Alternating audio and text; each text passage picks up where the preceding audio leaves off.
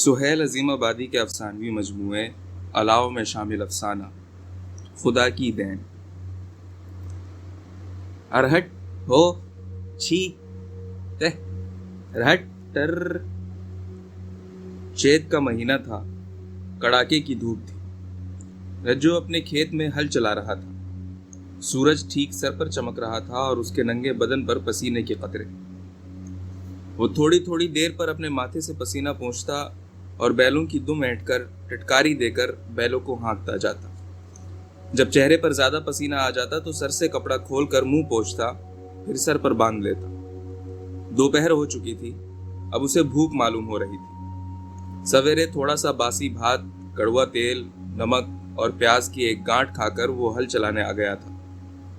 हर रोज उसका खाना अब तक पहुंच जाता था, लेकिन आज न जाने क्या बात थी।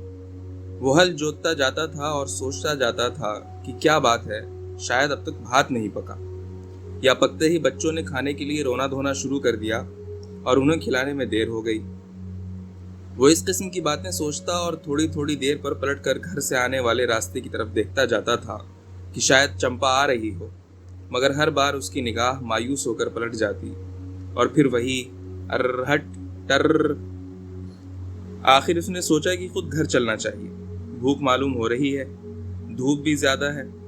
खाकर कुछ देर आराम करे, फिर दिन ढलते ही खेत में हल चलाए। ये फैसला करके उसने बैलों को हल से खोल दिया।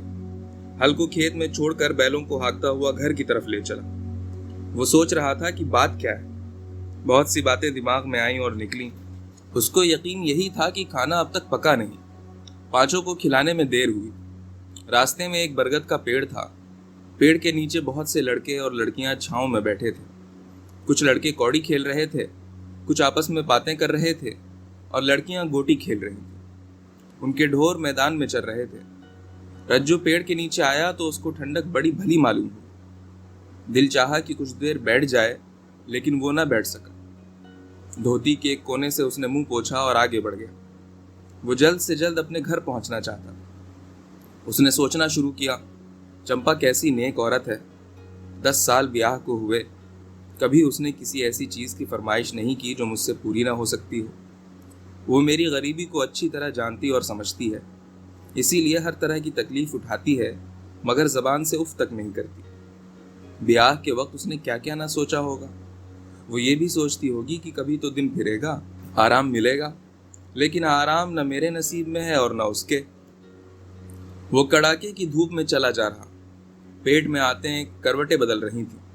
सारे बदन से पसीना छूट रहा था और प्यास भी जोर की मालूम हो रही थी। लेकिन उसको भूख और प्यास से ज्यादा फिक्र इस बात की थी कि चंपा क्यों नहीं आई। उसको ये भी डर हुआ कि उसकी तबीयत खराब हो गई हो। पूरा महीना है, ज्यादा काम नहीं होता। मनीरन बेचारी कितनी मदद कर सकेगी। उसकी उम्र ही क्या है, 8 बरस की उम्र भी काम करने की होती है।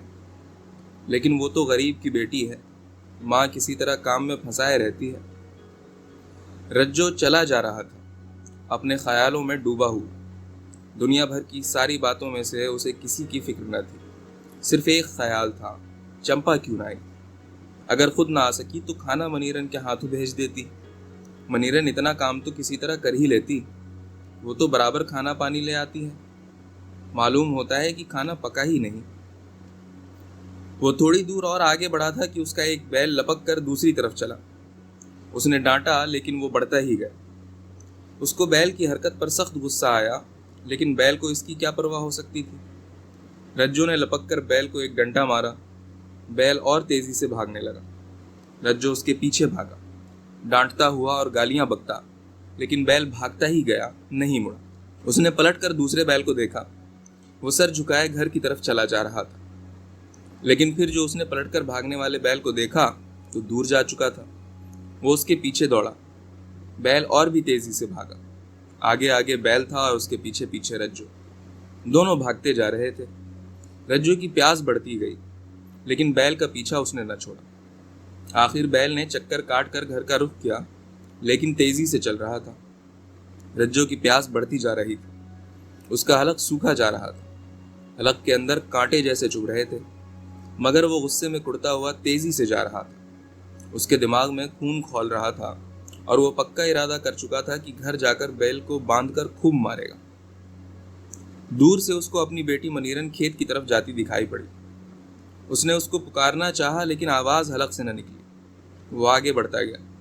उसकी नजर मनीरन पर थी। मनीरन को खाली हाथ देखकर उसको और परेशानी हुई। क्या बात है जो मनीरन खेत पर जा रही है मगर खाली हाथ है। उसने फिर उसे पुकारना चाहा। हलक में कांटों की तरह चुभन पैदा हुई और एक बारीक आवाज बेमाने तौर पर निकल कर रह गई। रज्जू को हद दर्जा तकलीफ हुई।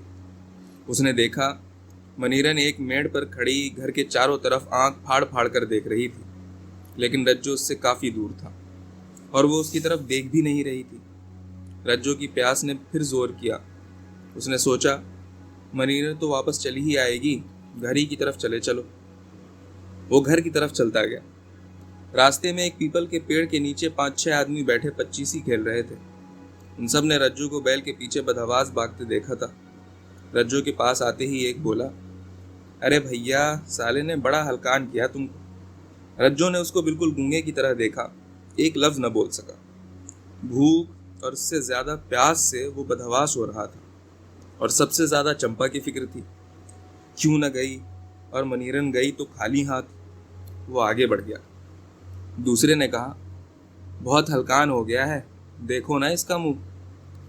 रज्जू ने चाहा कि पूछ ले कि दूसरा बैल घर की तरफ गया या नहीं, लेकिन वो बोल न सका। सिर्फ पलट कर उसने देखा और आगे बढ़ गया। तीसरे ने इसको कुछ और ही समझा कि रज्जू पूछने से गुस्सा हो गया और इसलिए पलटकर घूरता गया। उसने कहा, अरे भाई, बेकार ही पूछते हो, वो तो है बिल्कुल सूखी खटाई।